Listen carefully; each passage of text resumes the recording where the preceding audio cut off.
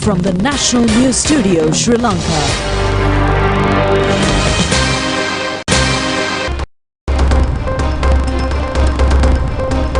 A very good evening to you. Come to you live from the National News Studio. Welcome to the news. My name is Clifford Richards. And I'm Ali. Let's have a look at the headlines for tonight. President invites all to dedicate in minimizing bribe and corruption in Sri Lanka. Rice gradually reached the market ending the shortage. Rainy weather to return in most places from tomorrow. Japan provides 300 million rupees aid as disaster relief. Luhan and Podilasi released on bail. A special unit by rebels to search for those in underground jails in Syria. UN Secretary General requests Syrians to stay non-violent. Sri Lanka loses the Test series against South Africa.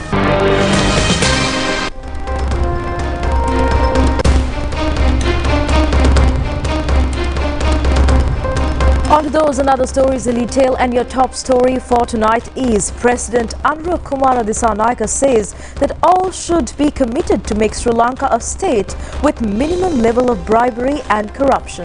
In fact, the President states that the mandate given by the people this year is a mandate for eradicating fraud and corruption. The President made these remarks at the National Anti-Corruption Day national ceremony held at the BMICH in Colombo today. The National Anti-Corruption Day is held this year under the theme of Uniting with the Youth Against Corruption, Shaping Tomorrow's Integrity. Over 1,000 public officials have already been trained as integrity officers by the project of the United Nations Development Programme. The President handed over appointment letters for 15 integrity officers at the ceremony. Public officials, foreign dignitaries and many others were present at the occasion.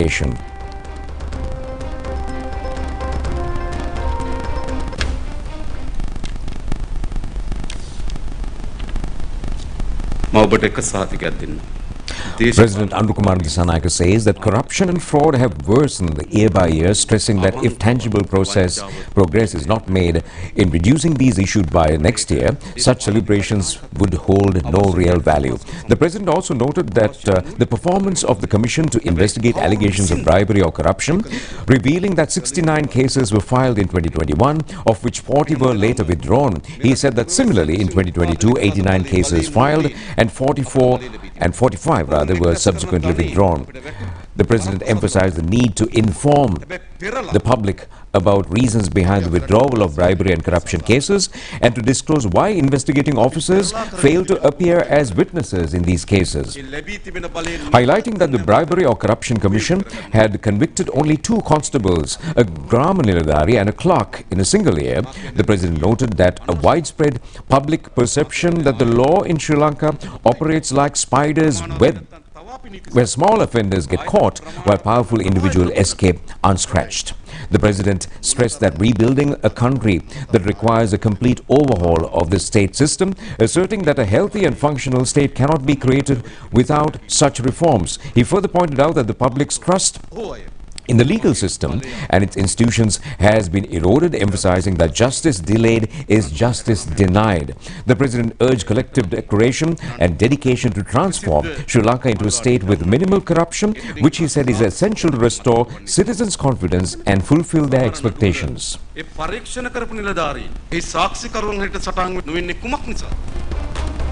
And in the meantime, issuing rice stocks to the market has now commenced at present following the impose of control price for rice. Meanwhile, the State Trade General Corporation says that Nadu rice is being imported at present to ease the rice shortage subjected to a maximum limit of 70,000 metric tons. The government has taken a policy decision last month to import rice as a solution for shortage of rice. In addition, a controlled price was imposed for rice as well. President Anurakumara Dissanayake recently informed the rice businessmen to distribute rice at the government's controlled prices. Accordingly, a kilo of Nadu variety will be sold at a wholesale price of 225 rupees per kilo and retail price of 230 rupees. The President informed the Consumer Affairs Authority to be vigilant over the actions of the rice mill owners for the next 10 days and to take stern legal action against the mill owners who violate the regulations. Meanwhile, selling rice at certified price and coconut at concessionary rates are now effective at the Satusa outlets. Many consumers were present at Satusa outlets today as well to purchase the items at lower prices. At many retail shops, there was no rice at controlled prices. Retail traders say that they have not yet received rice stocks from the wholesale dealers. Wholesale traders say that after the rice mills issue adequate stocks at certified prices, sufficient amounts of rice will be issued to the market in the coming days. The major trade centers have received rice stocks from the rice mills, and rice stocks are arriving at the Dambulla Economic Center as well. Rice stocks are also arriving at the Narayanpeta Special Economic Center. The State Trade General Corporation says that Nadu rice is being imported at present to ease the rice shortage, subjected to a maximum limit of 70,000 metric tons. Chairman of the corporation, Ravindra Fernando, says that the first imported stock will arrive in the island before the 20th of this month.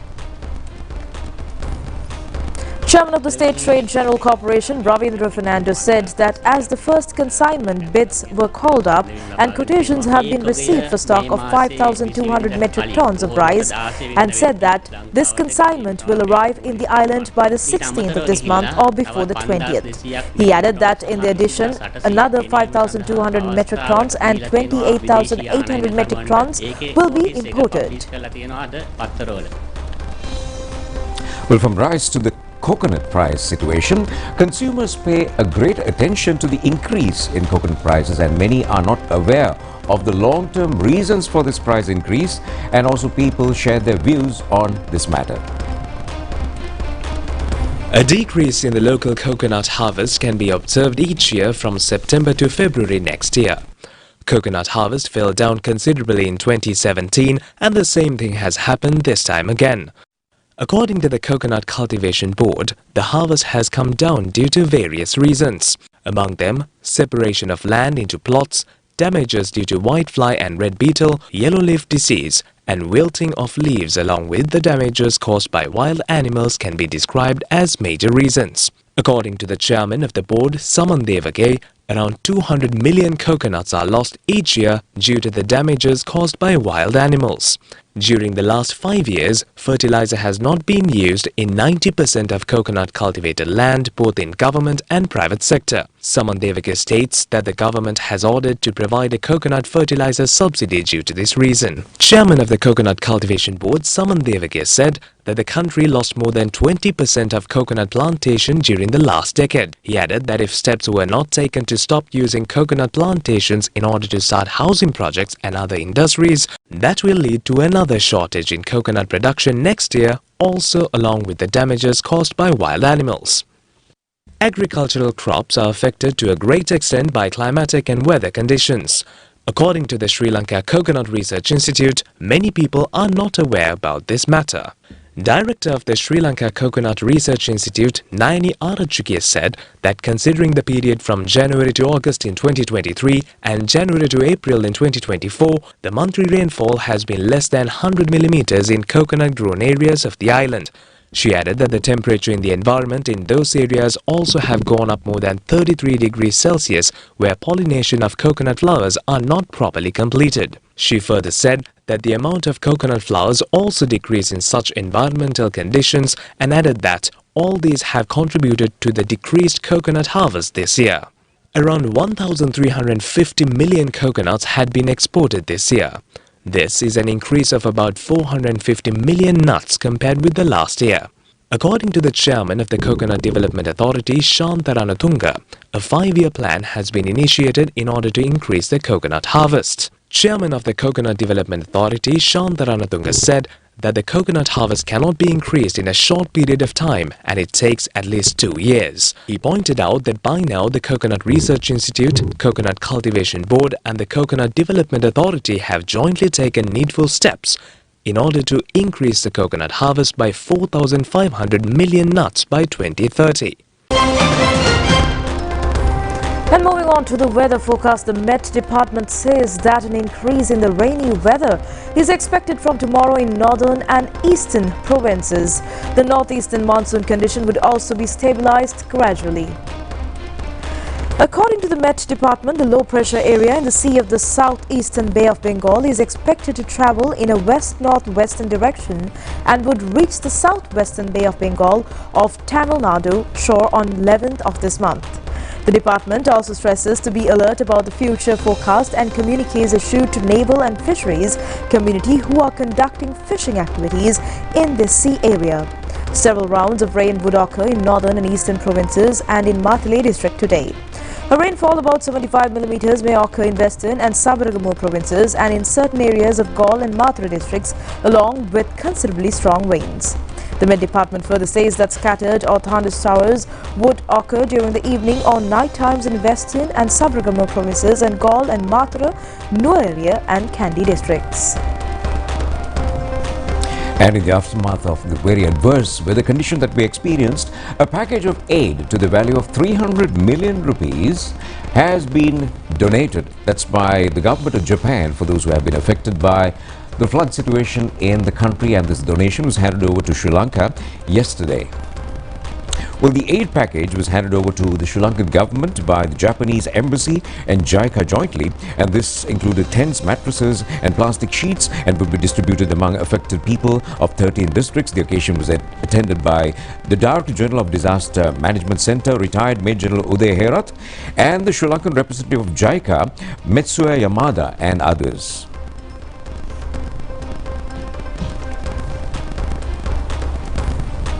Defense Secretary Air Vice Marshal Sampath Tuyakonda said that he would be thanking the government of Japan, especially on behalf of Sri Lanka and the President. He further thanked the government of Japan and the people for providing the aid at a time when it was most needed to be distributed among the affected by the recent flood situation in the north and in east in particular. Japan always stands up when a friend Sri Lanka is in need. This is another testament to a deeply rooted friendship and cooperation between our two countries. We are providing this time through JICA tents, sleeping pads and plastic sheets. Together with the assistance we provided earlier through UNFPA and JICA, we really hope the difficulty with the people in affected areas will be mitigated by these emergency assistance. The key is to deliver these goods as soon as possible, and we need cooperation from the Sri Lankan government. First of all, let me express my heartfelt sympathy to the victims of recent inundation of water. Second of all, I would like to comment tireless effort of DMC for coordination of relief efforts. DMC and JICA have been partnering together, working together to enhance preparedness and building resilience against disaster. But sometimes nature gets unexpectedly overwhelming and sometimes it gets cruel. So in that situation, we have umbrella to offer you. We stand by Sri Lankan people. We sincerely hope the goods, relief goods we provided this time will be delivered as soon as possible to rescue those who are in need. And in the meantime, former President Ranil Wickremesinghe says that the Cabinet of Ministers can decide whether a new Excise Act will be presented subjected to the approval of the Parliament. Issuing a communique, he says that the Cabinet has the power to continue the relevant system or abolish it. He further states that based on the success and experience of the newly introduced system, about 250 to 300 excise licenses have been issued with effect from the year 2025, earmarking definite areas. They have been issued under minimum bid of 25 million rupees.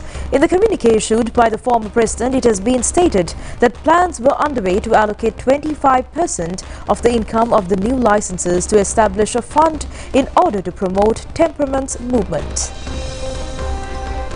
Opposition leader Chadit Premadasa says that the previous government had entered into the IMF agreement in a manner that is extremely unfavorable to the country, and he points out that this has caused an economic pressure on the people, increasing the debt burden, causing the country a negative effect.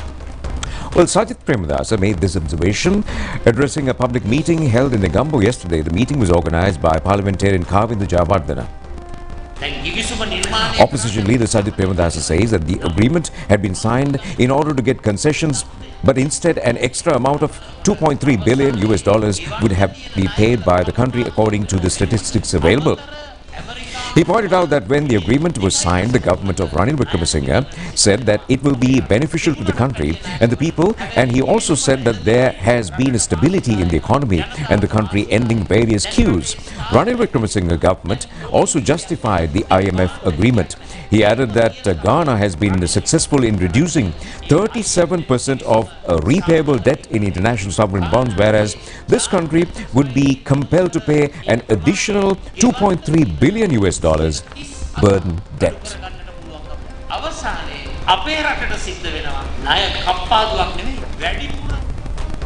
Well, glitz and glamour in the Sri Lankan beauty industry, and Ishadi Kularatne won the Mrs. Sri Lanka World 2024 contest that was held yesterday. And such contests had been organized in Sri Lanka since several years, and the country was able to win the Mrs. World crown twice. She was crowned by Sargam Kaushal, an Indian national who had won the crown previously.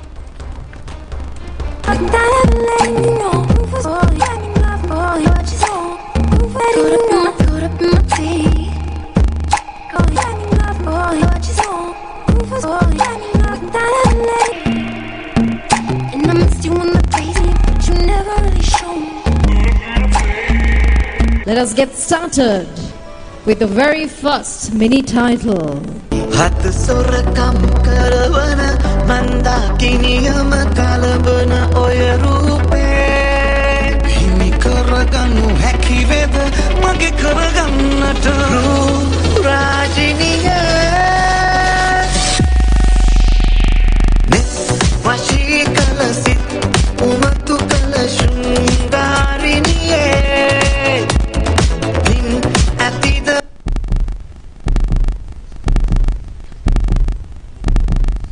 Contestant number 13, Ishadi Kularatne, ladies and gentlemen. We are now crowning Kalin Mrs. Sri Lanka World 2024. Ishadi Kularatne, ladies and gentlemen, please put your hands together. 2024 into Kalin Mrs. Sri Lanka World 2024, Ishadi Kularatne.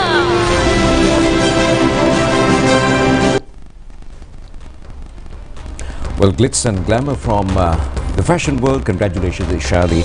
And we are moving on to more news items as we move on to a delegation that is headed by U.S. Assistant Secretary of State for South and Central Asian Affairs, who meets Speaker Dr. Ashoka Ranwala recently, and that was held at the Parliamentary Complex. The delegation is comprised with Deputy Assistant Administrator of the Bureau for Asia and USAID, Anjali Kaur, and Deputy Assistant Secretary of the U.S. Secretary Treasury for Asia, Robert Coproth, and several top U.S. officials. The focus attention on the Parliament's decisive role in advancing a rule according to the high mandate received by the people, with accountability and transparency with gender equality. The U.S. delegation stresses that the U.S. continuously supports to strengthen parliament democracy in Sri Lanka, and for the development project, the U.S. Ambassador to Sri Lanka, Julie Chang, General Secretary of the Parliament, Kushani Rohradera, Director of the U.S. Aid, Gabriel Grau, were present at this discussion.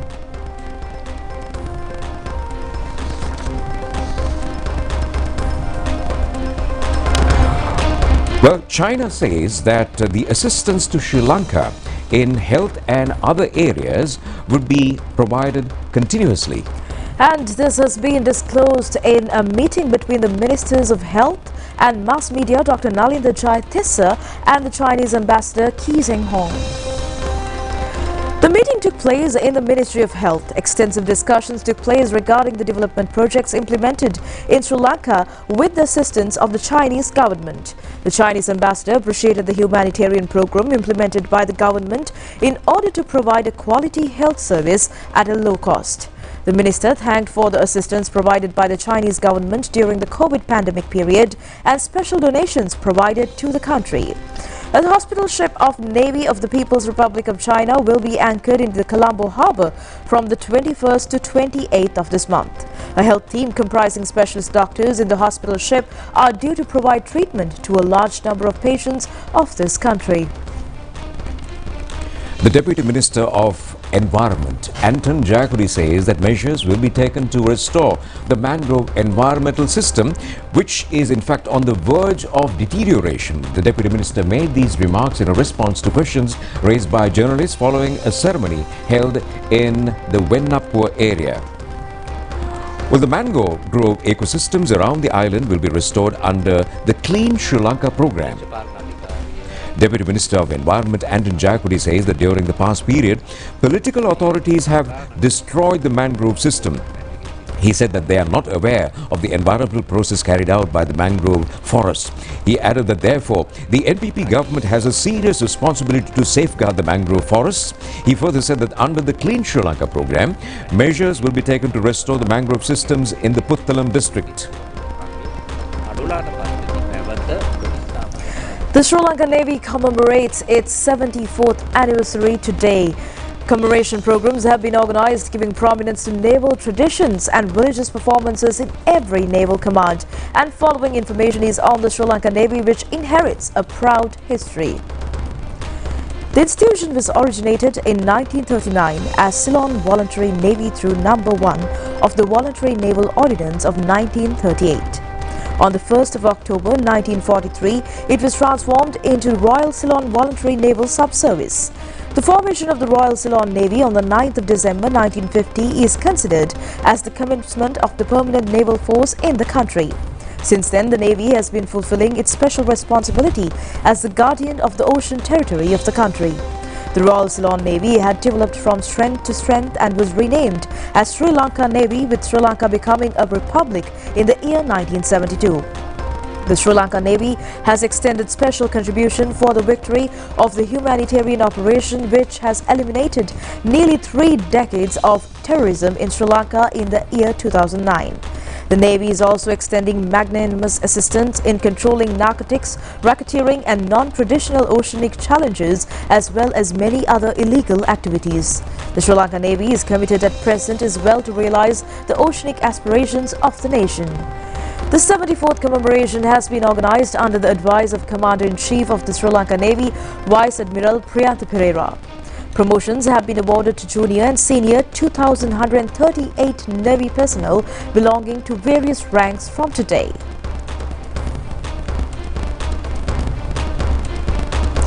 And a Buddha Puja was held yesterday afternoon at Sri Dalada Malikawa on the occasion of the 74th Navy anniversary. An almsgiving for 25 Mahasangha was also held today, and tributes were paid to the naval personnel who sacrificed their lives for the motherland. The aim was to bless the occasion of the 74th anniversary, and the ceremony was conducted under the leadership of Navy Commander Vice Admiral Priyantha Pereira, in which high officials of the Navy also participated. The news from the National News Studio come to you live, and we have more local stories in brief. President Anukumar Dissanayake appoints Attorney at Law MALS Mantri Naik as the new Secretary to the Ministry of Fisheries, Aquatic and Ocean Resources. The Secretary to the President, Dr. Nandika Sanat Kumar Naik, handed over the letter of appointment to MALS Mantri Naik today at the Presidential Secretariat. USA and the Sri Lanka countries with regional stakeholders had organized a 3-day workshop on enhancing emergency preparedness in Colombo recently. 40 representatives from Sri Lanka, Maldives, Bangladesh, India and USA were present. Attention was focused on life and environmental protection and minimizing damage and emergency situations at this workshop. A person was killed by a shootout that occurred last night at Kaudanga area in Makivita in Gampaha. The accomplice had come on a motorbike and shot at the victim. The deceased has been identified as Aruna Maturanga. A former State Minister Lohan Ratnate has been released on personal bail of 500,000 rupees today by the Colombo Traffic Magistrate Court. He was remanded in the charge of committing a road accident at Kolupitia area, driving a vehicle under the influence of liquor. The 11 suspects who were arrested with a stock of over 300 kilos of ice narcotics in the Arabian Sea area recently was produced before the Colombo Additional Magistrate Court today, and they were ordered to be remanded till the 17th of this month. Janit Madhushankar, alias Podilasi, who have been kept in remand at the Busa High Security Prison for a long period on the charges of organized crimes, released on bail today when he was produced before the Balapitia Magistrate Court. A foreign travel has also been imposed on him. Police Special Task Force discovers a mobile phone and several accessories in a search operation conducted in the Busa High Security Prison. The Police Special Task Force finds a modern pistol manufactured in a foreign country and 2 magazines concealed in a container at Meethatumul area. The 80th annual session of the Sri Lanka Association for the Advancement of Science commenced yesterday at the BMICH. The session will be held until the 13th of this month at the Jasmine Hall.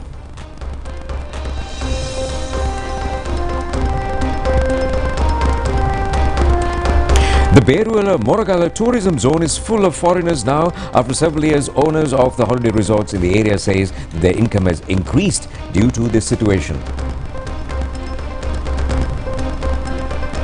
Well, that's news at home. Time for a short break, and we'll be back with international stories shortly.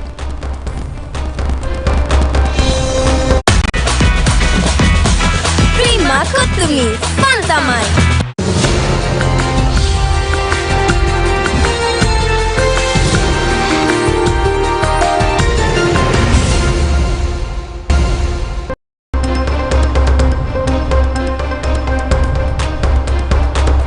Well, welcome back after the break, and for news away from home, Syrian rebels seized the capital Damascus unstopped yesterday after a lightning advance that sent President Bashar al-Assad fleeing to Russia after a 13-year civil war and 6 decades of his family's autocratic rule.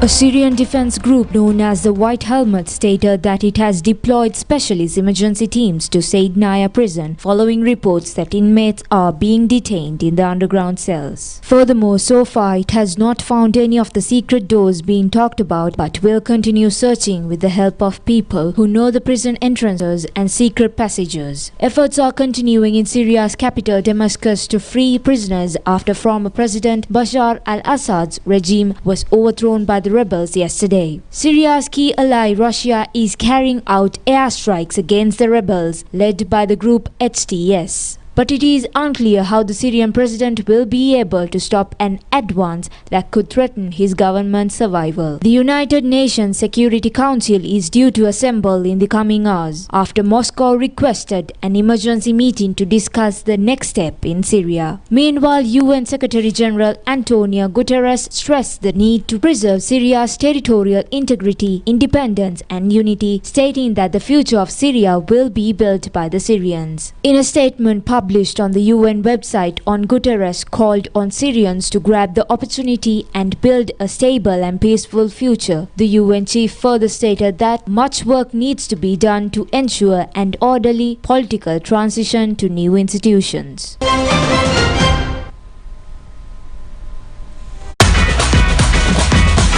Terima kasih, Pantamai.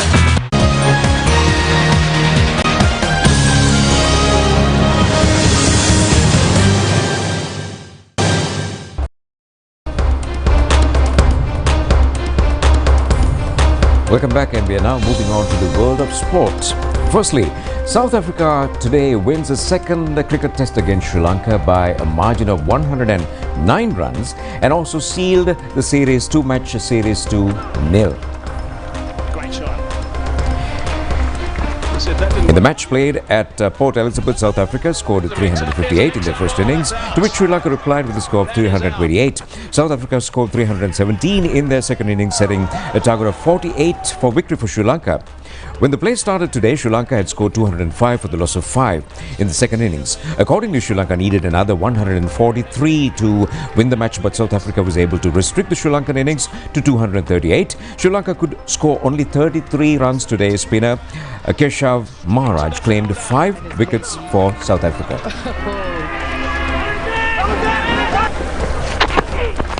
From the pitch to the boxing arena, Umanga Mihran has been able to win an Asian medal for boxing in hiatus of 37 years. He won this medal at the elite boxing tournament organized by the Asian Boxing Federation. Competitors from 21 countries participated at the tournament held in Thailand. Umanga Mihran represented the 51 kilograms weight category, and in the semi-finals, he competed against Asilbek Jalilo of Uzbekistan. Although he lost the bout, he could claim the bronze medal. Earlier, a Sri Lankan player had won a medal in boxing at Asian level in 1987. Still, 21-year-old Umanga Mihran is a player from Therijavila area in Matara. He is also a first-year student of Sri Javardhanapura University.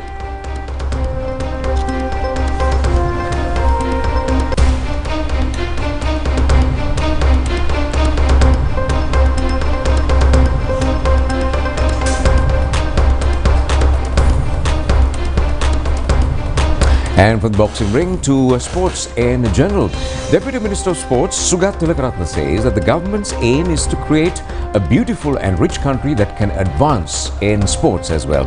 He made these remarks participating at the prize-giving ceremony of the National Archery Tournament.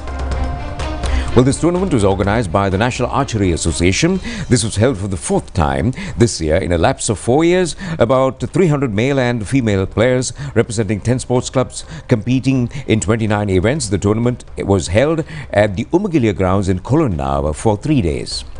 The Deputy Minister of Sports, Sugat Tilakaratne, says that the sports should not be allowed to stagnate. He said that during the past period, Sri Lankan sports sector has faced many drawbacks and with political influence in all sports. He added that in addition, there were problems within the sports associations. He further said that therefore, all these problems should be solved and provide a background for sportsmen and women to show their skills to the utmost. He also said that the responsibility of the Minister of Sports and the state is to motivate sportsmen and women to bring reputation to the motherland. Sugat Tilakaratne stressed that the new government is striving for this endeavor.